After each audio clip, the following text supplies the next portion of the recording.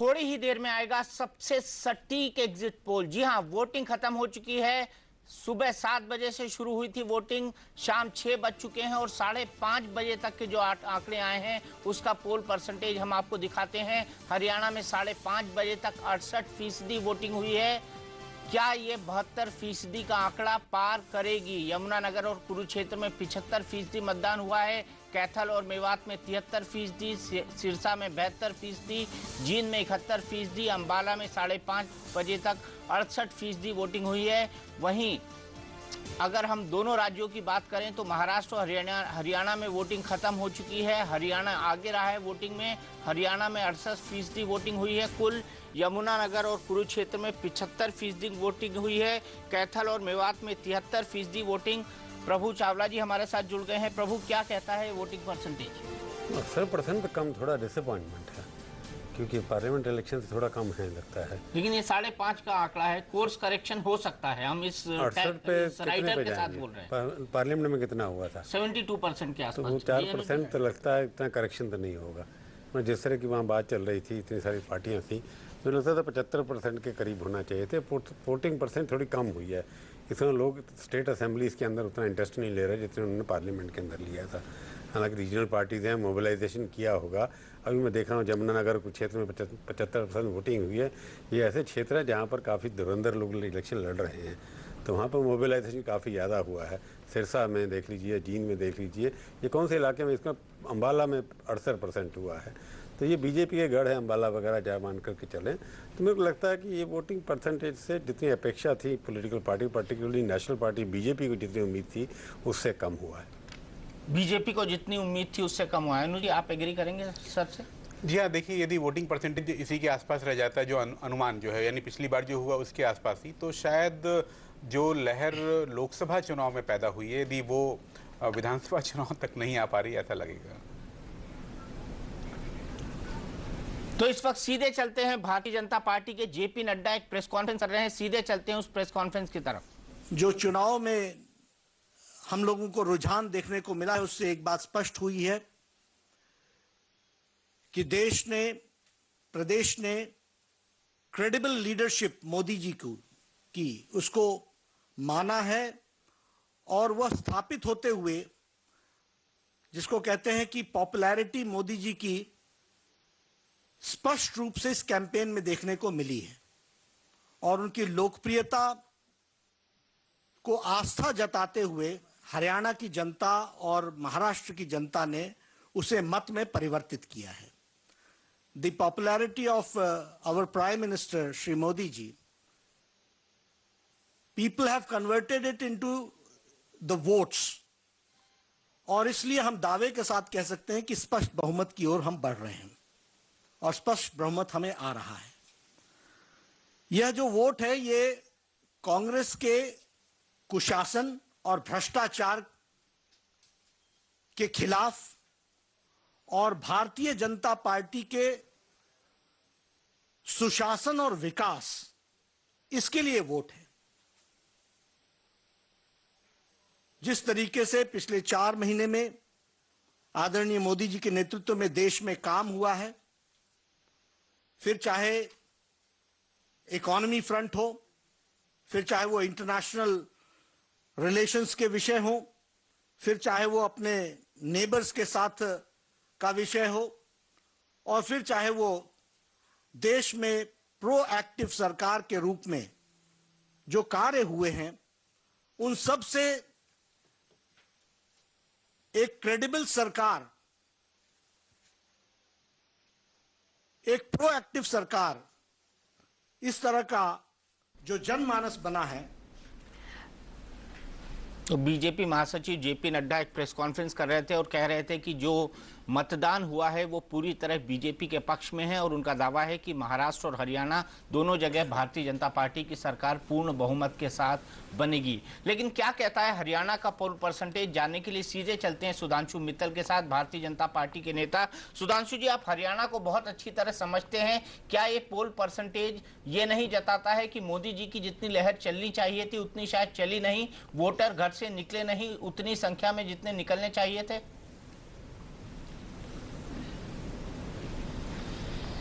दीपक जी, एक तो पूरी पोल परसेंटेज क्या है इसका अंदाजा किसी को भी नहीं है। ये टैबुलेट होते होते इसमें 4-5% का फर्क आ जाता है जब टैबुलेट होके असली खबर आती है।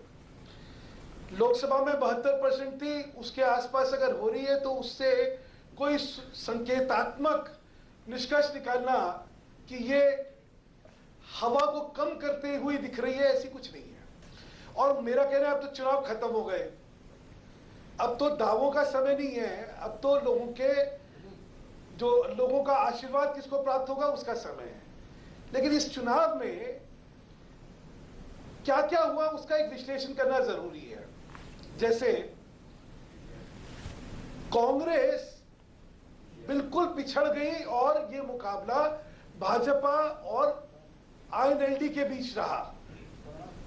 ये बड़े बड़े दावे के बावजूद ये स्थिति आई और ये सत्य है। अगर मेरे पास भी इंटरनल सर्वे हम लोग करवाते रहते हैं, सब देख रहे हैं, उनमें बहुत कम सीटें ऐसी हैं जहां पे भाजपा का मुकाबला या आईएनएलडी का मुकाबला कांग्रेस से होने वाला है। और यही कुछ स्थिति महाराष्ट्र की भी आई है जहां पे कि कांग्रेस चौथे नंबर पे आती दिख रही है। ऐसे में एक वो जो कांग्रेस मुक्त भारत का एक इस समय एक माहौल चल रहा है, शायद लोगों के दिमाग में वो चीज बहुत गहन बैठी हुई है।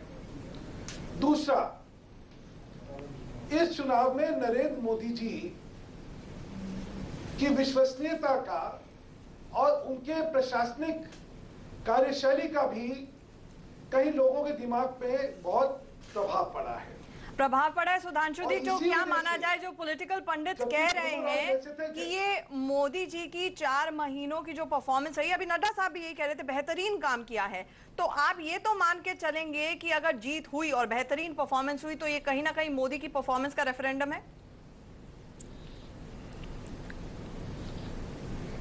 देखिए, मैं रेफरेंडम तो तब भी नहीं मानता हूं क्योंकि हर चुनाव में स्थानीय मुद्दे बहुत महत्वपूर्ण होते हैं, खासतौर से जब विधानसभा का चुनाव हो।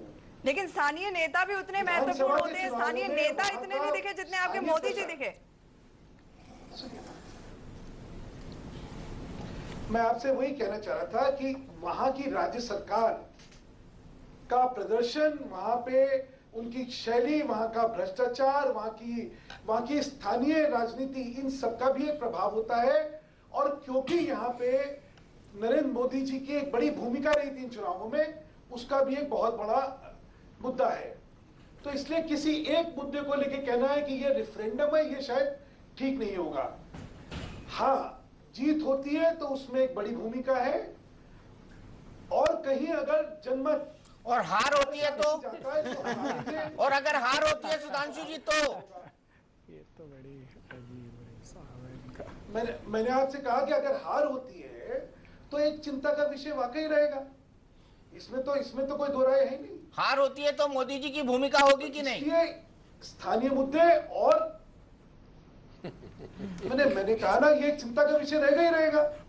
नहीं, उसके लिए पहले ही प्रस्तावना हो गई है दीपक। कह दिया गया है कि महाराष्ट्र में तो हमारे पास मुंडे जी के जाने के बाद वॉइड था और स्थानीय नेतृत्व कोई था ही नहीं। जो खेप थी वो अभी तक तैयार पूरी तरह से नहीं हुई। ये राइडर पहले ही लग चुका है बीजेपी की तरफ से। नहीं रख गया। और दूसरा, एक स्थानीय जो है नेतृत्व वहां का, समकक्ष नेताओं के बीच में बहुत ही परिपक्व नेतृत्व है। अब समकक्ष नेताओं में कौन प्रमुख नेता बनेगा वो तब जब चुनाव होगा तो उसमें हो जाएगा। और वैसे ही हरियाणा में बहुत अच्छी पकड़ रखने वाले बहुत नेता हैं। हमारे यहाँ 5-6 प्रमुख नेता हैं जो कि सब मुख्यमंत्री पद के लिए उपयुक्त भी हैं और उनमें सामर्थ्य भी है। अब उनमें से किसी का एक चयन होगा, वो हो जाएगा। सुधांशु जी, क्या अब तो चुनाव खत्म हो गए तो अब तर्क कुतर्क वितर्क करने से फायदा ही नहीं। नहीं, मेरा सवाल आपसे यह है कि कांग्रेस में एक कल्चर है कि जीत होती है तो राहुल गांधी और सोनिया गांधी की, हार होती है तो स्थानीय नेताओं की और कांग्रेस के संगठन की। तो क्या बीजेपी में भी यही कल्चर होगा कि जीत होगी कि तो नरेंद्र मोदी की और हार होगी तो स्थानीय नेताओं की और निचले स्तर पर संगठन की? ये कल्चर अब कांग्रेस में, बीजेपी में भी आ जाएगा क्या? देखिए दीपक जी, आप हमारे साथ ज्यादती करते हैं। नहीं अगर आप जाति नहीं कर रहा हूँ, बहुत सवाल ज्यादा पूछ रहा हूँ। करेंगे, तो शायद ये हमारा पान है। नहीं देखिए, सवाल पूछ रहा हूँ सुधांशु भाई, सवाल पूछ रहा हूँ। दरबारी कल्चर और एक वहाँ की जो संस्कृति है वो राजशाही की संस्कृति है, उससे हमारे को उसकी तुलना करना ये ठीक नहीं है। मैंने आपसे जैसा कहा कि अगर इस चुनाव में हार होती है और इतना सबका इसमें मेहनत हुई है तो चिंता का विषय होगा ही होगा। इसमें कोई मान ले कि इसमें हमारे लिए सोचने का विषय नहीं होगा, ये कैसे हो जाएगा? तो एक बहुत बड़ा सवाल यहाँ पर सुधांशु जी ने बोला कि मूल्यांकन ठीक जो है वो ईमानदारी से होते हैं। अच्छा ठीक है, एक बहुत बड़ा सवाल उन्होंने यहाँ पे उठाया है कि हाँ नेतृत्व भी बहुत महत्वपूर्ण होता है और मोदी जी यहाँ पर थे।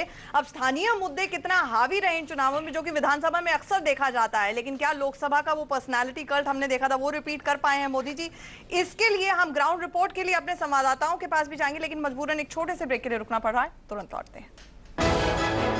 सबसे सटीक एग्जिट पोल, लेकिन इस वक्त की एक बड़ी खबर आ रही है जिसका रुख कर लेते हैं। आपको बता दें कि महाराष्ट्र में 6 बजे तक इस वक्त तक 63% वोटिंग हो चुकी है। ये ताजा आंकड़ा आया है।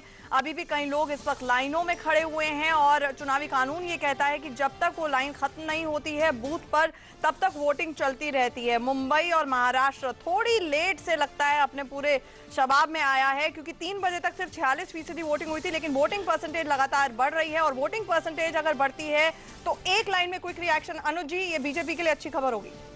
जी हाँ बिल्कुल, यदि 65% से ऊपर वोटिंग हो रही होगी तो भाजपा के पक्ष में ही जाएगी।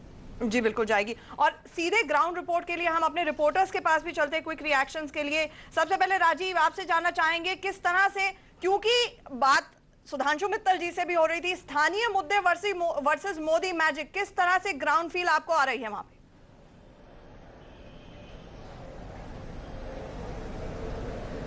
आंचल, मैं जहां कराड़ में खड़ा हूं, कराड़ दक्षिण में, यहां पर मोदी मैजिक की बात एक परे रख के देखी जाए, सबसे पहले तो यहाँ कांग्रेस ही कांग्रेस से लड़ रही है, क्योंकि कांग्रेस के पृथ्वीराज चौहान जो मुख्यमंत्री रह चुके हैं, उनके जो खिलाफ खड़े हुए हैं वो सभी कांग्रेसी पृष्ठभूमि से हैं। जो सबसे ज्यादा टक्कर दे रहा है निर्दलीय है काका विलास राव। वो पिछले 7 चुनाव में लगातार जीतते आए हैं। पिछले 2 चुनाव में 50% से ज्यादा वोट लिए हैं उन्होंने। और जो बीजेपी का कैंडिडेट है वो भी पूर्व कांग्रेसी है और जो शिवसेना का है वो भी पूर्व कांग्रेसी है। तो कांग्रेस है, कांग्रेस का ही वोट यहाँ काट रही है। यहाँ पर मोदी मैजिक ना भी चले तो भी नुकसान कांग्रेस का ही है। हालांकि यहाँ पर मैं जिस बूथ पे खड़ा हूँ, यहाँ दरवाजा आपको ये दिखा के मैं इस तरफ, वोटिंग यहाँ खत्म हो चुकी है, लेकिन यहाँ पर करीब 50% हुई है। यही इसी बूथ पर मुख्यमंत्री वोट करने आए थे, जो महाराष्ट्र के मुख्यमंत्री रह चुके हैं पृथ्वीराज चौहान, और उन्हीं के घर के सामने जो पोलिंग स्टेशन है वहां इतना ही हुआ है। बिल्कुल शहजाद, एक क्विक रिएक्शन, क्योंकि एक अंग्रेजी में कहा जाता है water water everywhere not a drop to drink, Congress everywhere not a contestant to win, यही स्थिति दिख रही है राजीव को अगर मारा जाए तो? जब सुधांशु जी, जिनकी मैं बहुत इज्जत करता हूँ, वो कहते हैं कि कांग्रेस मुक्त भारत बनाएंगे, तो हरियाणा और महाराष्ट्र में तो भर चुन के तो उन्होंने सारे कांग्रेसियों को टिकट दिया है। हाँ। और फिर उनके मुख्यमंत्री के एक आध कैंडिडेट भी कांग्रेसी, वीरेंद्र सिंह जो है। तो ये कौन सा कांग्रेस मुक्त भारत बनाएंगे? ये पहली बात। 25-25 साल जिनको ये लोग कहते थे दरबारी रहे, वो उनकी पार्टी में आए हैं। और दूसरी बात, यदि इनकी लहर इतनी बड़ी है तो काश अगर सुधांशु जी आने से पहले अमित शाह की पानीपत की रैली देख लिए होते, उनको दिख जाती लहर इतनी ताजी और इतनी लहर वाली है, तो दिल्ली में चुनाव कराने से भागते ये लोग। एक फिर वही बात गया, कराड़ की बात करो ना, जहाँ पे सब कांग्रेसी मैं आपको जवाब दूं कराड़ में। कराड़ में आपने सही कहा, कांग्रेस के साथ लड़ रही है, पूर्व कांग्रेस आज की कांग्रेस के साथ लड़ रही है, पर पृथ्वीराज चौहान जो नायक है महाराष्ट्र के, वो सभी कांग्रेसियों का वहां का वोट लेकर सबसे ज्यादा मार्जिन से जीतेंगे। जय हिंद।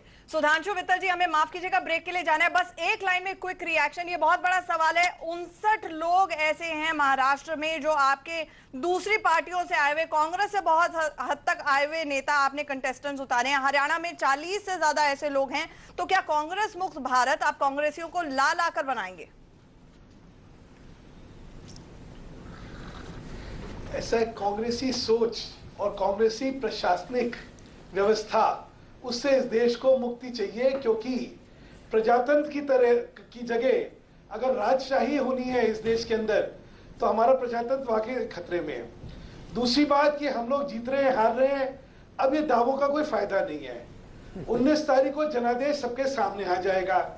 कांग्रेस चौथे नंबर पे आती है, तीसरे नंबर पे आती है, या जैसा मेरे दोस्त जिनकी जो मेरे छोटे भाई हैं शहजाद, वो जैसे कह रहे कि ये जीत रहे हैं, तो देख लेते हैं। मुझे लगता है कि इस समय अगले 4 दिन। पर सुधांशु जी, बीजेपी कोई गंगा नहीं है कि जिसमें कांग्रेसी डुबकी मार ले तो बीजेपी वाला बन जाए और कांग्रेसी ना रहे। गंगा ये भी बात आप जरा गंगा भी मैली हो गई है शहजाद, गंगा भी मैली है। सुप्रीम कोर्ट ने आज ही कहा है, बीजेपी का वहां पे एमपी रहा है बरसों तक। सुप्रीम कोर्ट ने आज ही कहा है कि गंगा साफ नहीं हो पा रही है। सरकार वाराणसी के पावन घाट पे बीजेपी का एमपी रहा है। एक बात बता रहा हूँ, ये जो कह रहे हैं ना, ये बात ठीक है, कांग्रेस से मुक्त कर देंगे पर कांग्रेस से मुक्त नहीं कर पाएंगे। कांग्रेसियों से मुक्त नहीं कर पाएंगे। बिल्कुल सही बोला प्रभु ने बहुत फैंटास्टिक लाइन दी है। एक छोटे से ब्रेक के लिए रुकते हैं, फिर वापस आते हैं चर्चा पे।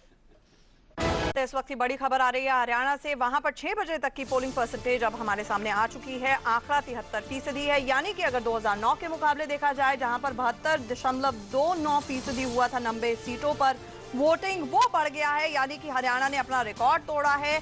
73% अच्छी वोटिंग हुई है। सीधा चलते हैं ग्राउंड जीरो पर, हमारे सहयोगी अफसर जुड़ रहे हैं रोहतक से। अफसर, जाटलैंड किस तरह से वोट करने जा रही है? ताऊ फैक्टर कितना इंपॉर्टेंट होने जा रहा है वहां पे? आजकल हम सीधा सीधा सवाल यहाँ की जनता से ही पूछते हैं कि क्या सोचकर वोट दिया है, उसी से रिजल्ट समझ में आ जाएगा। सबसे पहले आपसे मैडम, एक महिला होने के नाते और सरकार को देखते हुए आपने किसको वोट किया ये मत बताइए, क्या सोचकर वोट किया है? देखिए, मैं एक महिला हूँ, एक माँ हूँ।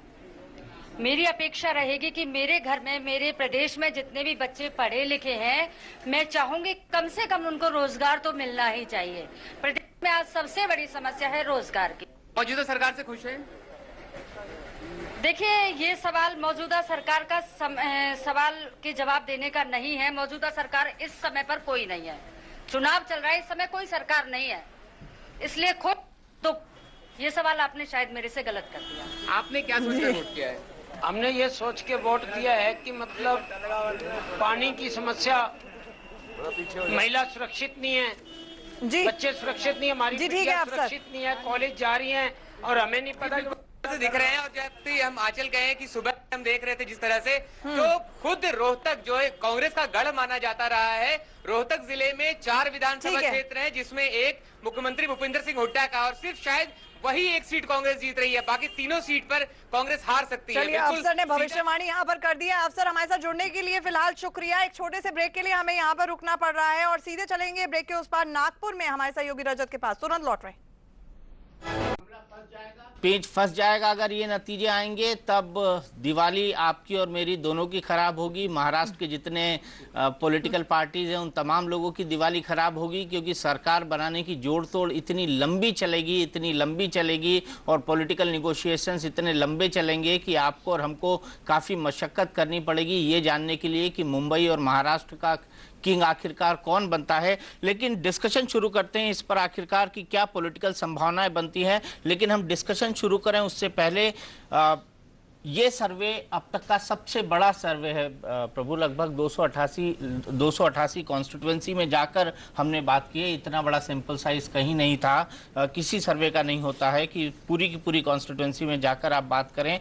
कितना रियल लगता है आपको ये आंकड़ा? आप खुद महाराष्ट्र पर इतनी पैनी नजर रखे हुए हैं, कितना रियल लगता है आपको ये आंकड़ा? इतना बड़ा अगर आपने सैंपल साइज है तो लगता है कि इसमें 2-3% ऊपर नीचे हो सकता है, परंतु फिगर्स लगता है कि क्रेडिबल लग रही हैं। जिस तरीके से आप सीटों का बंटवारा हुआ है रीजनल पार्टीज और नेशनल पार्टीज के अंदर लगभग बराबर हैं। कांग्रेस और बीजेपी मिलाकर के बाकी 4 रीजनल पार्टीज मिलकर के लगभग 2 सीटों का फर्क है।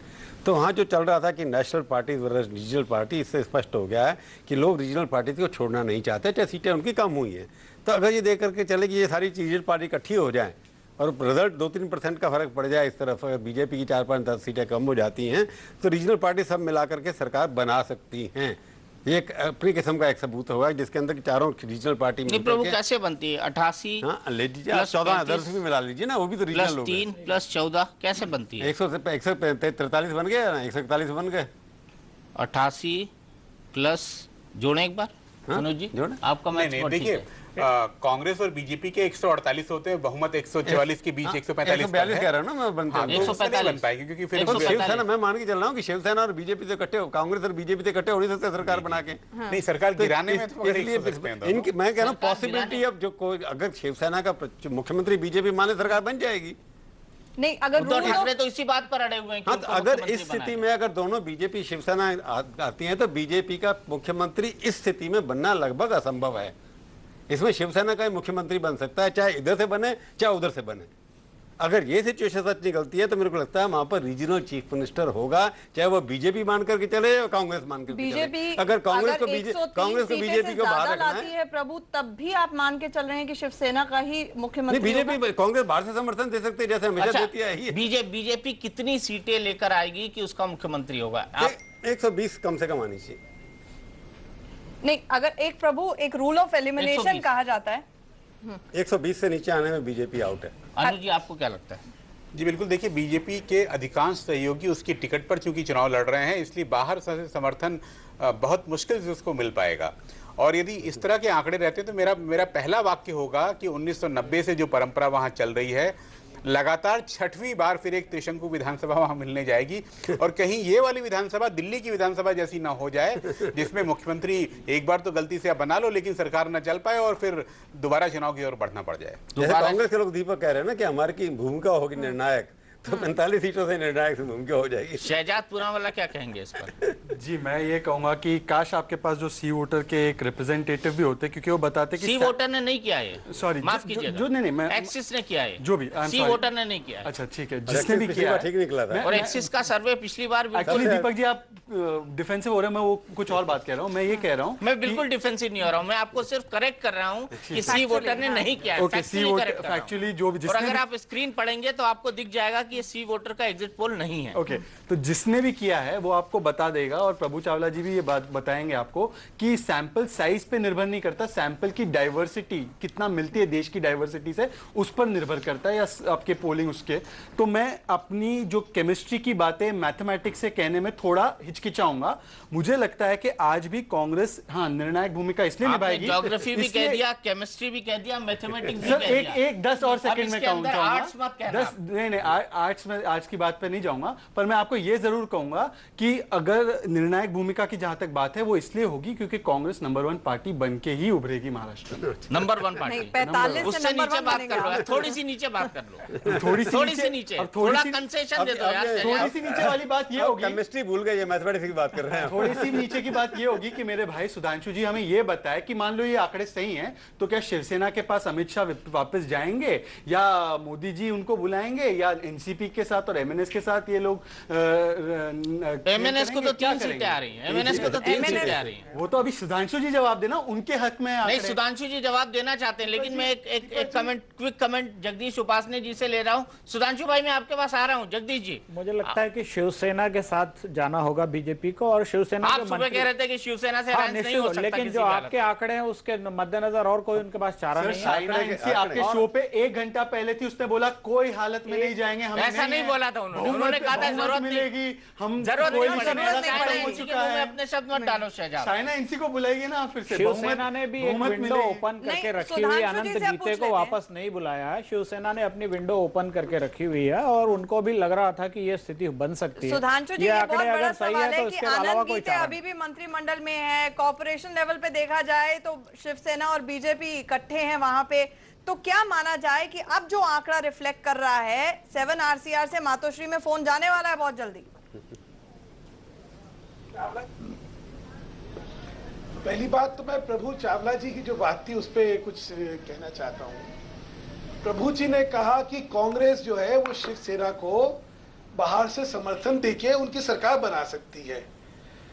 शहजाद जी पहले उस पे तो टिप्पणी कर दीजिए कि आप क्या शिवसेना को समर्थन दे सकते हैं या नहीं दे सकते हैं? मैं आपको ये कहूंगा, मेरे लिए जो है वो एक नया आयाम हो जाएगा राजनीति का, जिसमें कांग्रेस जो है शिवसेना का भी समर्थन करने के लिए तैयार हो जाएगी, भाजपा को दूर रखने के लिए। आपको दे सकते हैं, आपकी पार्टी को दे सकते हैं, शहजाद भाई से केजरीवाल को दे सकते हैं, किसी को भी दे सकते हैं। सुधांशु जी, आप और मैं दोनों जानते हैं politics is the art of the possible, but this is it's not the art of the impossible. ये कांग्रेस जो है वहां पे या तो सरकार बनाने की भूमिका या विपक्ष की भूमिका में रहेगी।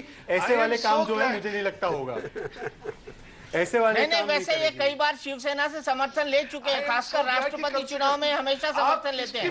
प्रतिभा पाटिल पे लिया इन्होंने, प्रणब मुखर्जी में लिया, ये समर्थन लेते रहे शिवसेना से, इनको कोई परहेज नहीं है वैसे शिवसेना से। अगर कोई पार्टी अगर किसी को सपोर्ट करना चाहे प्रेसिडेंट चुनाव में तो हम उसके बारे में क्या कर सके। और आपके आंकड़ों के हिसाब से सुधांशु जी को जवाब देना है तो मैं उनको न्योता देता हूं कि वो जवाब अरे मेरे सवाल का जवाब दे दो शहजाद पूनावाला, जिनको आप फोर्सशिप से भी नहीं छूना चाहते, उनसे समर्थन क्यों लेते राष्ट्रपति चुनाव में? कितने कैटेगोरिकली कहूं कि हम लोग या तो सरकार बनाएंगे या विपक्ष में रहेंगे। हम लोग ऐसे वाले काम कि किसी की सरकार ना बने, वो कांग्रेस का इतिहास अरविंद केजरीवाल को क्यों समर्थन दे दिया था आपने? सर अभी दिल्ली की बात आप नहीं, दिल्ली की बात करेंगे ना, दिल्ली की बात करेंगे।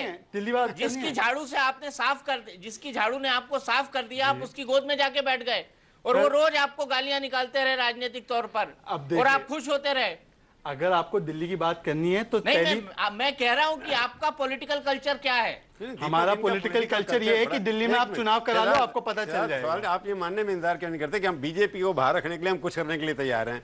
क्योंकि आपने दिल्ली में किया, चंद्रशेखर प्रभु चावला जी, मुझे लगा कि केवल वो सत्ताधारी पार्टी और वो पार्टी को आप आंकड़े दे रहे तो उसकी तरफ सवाल होंगे। पर मैं आपकी बात से ये आपको मैं बता दूं कि महाराष्ट्र की जो पॉलिटिक्स है मैं अच्छी तरह से जानता हूं। वहां पे कांग्रेस और शिवसेना का साथ आना और ऐसी बातें होना, ये जो है it is good for spin. छोटे से ब्रेक के लिए रुकना पड़ रहा है, लेकिन रजत एक बहुत क्विक रिएक्शन आपसे लेना चाहेंगे। आप तो बीजेपी के गढ़ में खड़े हैं, नागपुर में खड़े हैं। आरएसएस का गढ़, बीजेपी का गढ़ नहीं है। आरएसएस का गढ़ बहुत कम बार चुनाव जीती है नागपुर से। आरएसएस का गढ़, ठीक है, मैं बिल्कुल करेक्ट हो गई हूँ। आरएसएस के गढ़ में खड़े हैं, ऐसे में वहां पर क्या स्थिति उभरती हुई आपको नजर आ रही है?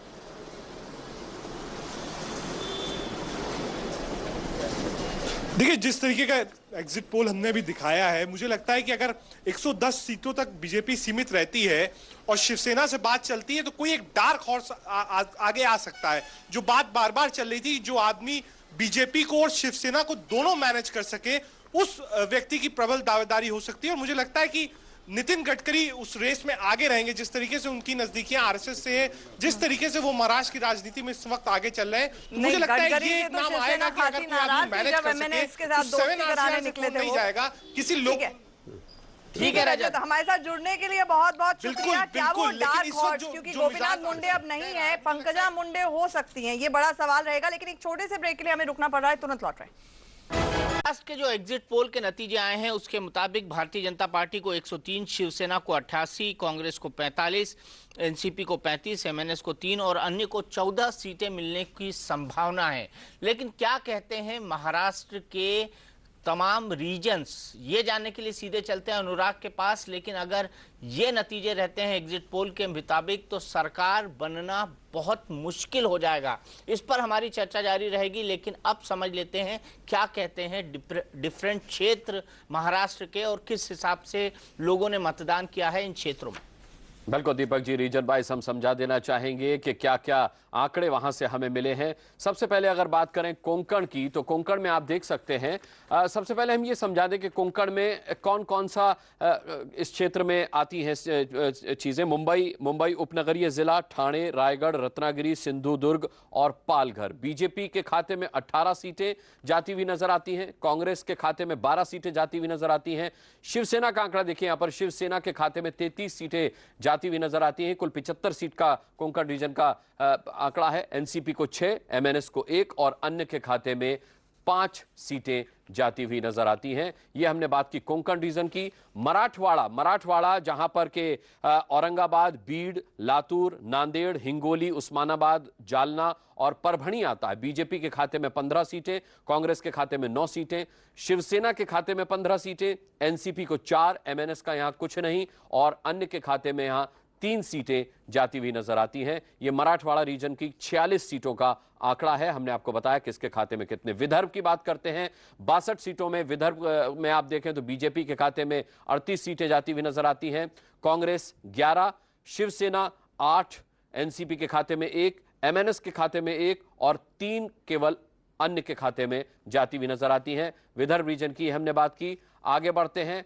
वेस्टर्न घाट की बात करते हैं, 58 सीटें हैं वहां पर। बीजेपी के खाते में आप देखिए 11 का आंकड़ा, कांग्रेस के खाते में 7 सीटें जाती हुई नजर आती हैं, शिवसेना को यहां 21 सीटें मिलती हुई नजर आती हैं, एनसीपी के खाते में 18, एमएनएस का यहां कुछ भी नहीं, अन्य के खाते में 1 सीट जाती हुई नजर आती है। वेस्टर्न घाट की हमने बात की, खानदेश की बात करेंगे। 47 सीटों का आंकड़ा वहां क्या कहता है? बीजेपी के खाते में 21 सीटें जाती हुई नजर आती हैं, कांग्रेस के खाते में 6 सीटें, शिवसेना 11, एनसीपी 8 और एमएनएस के खाते में 1 सीट यहां पर जाती हुई नजर आती है। यह खानदेश की 47 सीटों का आंकड़ा आपने देखा।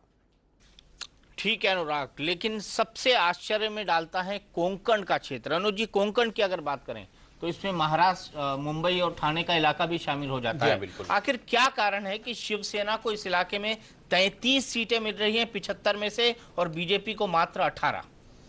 ये जो कोंकण का क्षेत्र जिसकी हम बात करें, इसमें 36 सीटें मुंबई महानगर के अंदर हैं और 24 ठाणे जिले की, जो पुराना ठाणे जिला। ये 60 सीटें जो हैं, इनमें बीजेपी और शिवसेना मिलकर के तो बहुत मजबूत थे, लेकिन यदि अलग अलग हों तो उसमें शिवसेना अधिक मजबूत पहले से रही है। देखिए, जब बीच में इन्होंने नगर निगम का चुनाव अलग अलग लड़ा मुंबई का, तो उसमें शिवसेना सबसे बड़े दल के रूप में उभर के आई थी। और मैंने पिछले 25 सालों का इतिहास भी कहता है कि शिवसेना वहाँ बीजेपी की तुलना में बहुत अधिक स्ट्रांग रही है। इसीलिए जब ये गठबंधन टूटा तो देखिए, भाजपा के अधिकांश बड़े नेता मुंबई में चुनाव लड़ने से दूर भाग रहे थे और विनोद तावड़े को भी कौन सी सीट दी गई? जो गोपाल शेट्टी की सीट थी, जो सांसद चुने गए पूरे महाराष्ट्र में सबसे अधिक वोटों से, उनकी वाली सीट बोरीवली की। वो अपनी सीट से जिस क्षेत्र के हैं वहां से लड़ने का साहस शायद उन्होंने नहीं किया। और इसी तरह से बहुत सारे लोग जिनको चुनाव में लड़ाना चाहते थे लोग, वो मैदान में नहीं आए। यदि ये आंकड़े नतीजों के में तब्दील होते तो मुझे लगता है कि जो हिंदूवादी मराठा वोट था वो शिवसेना के साथ ही उसने जाना पसंद किया, जो कि उसकी मूल पार्टी रही है।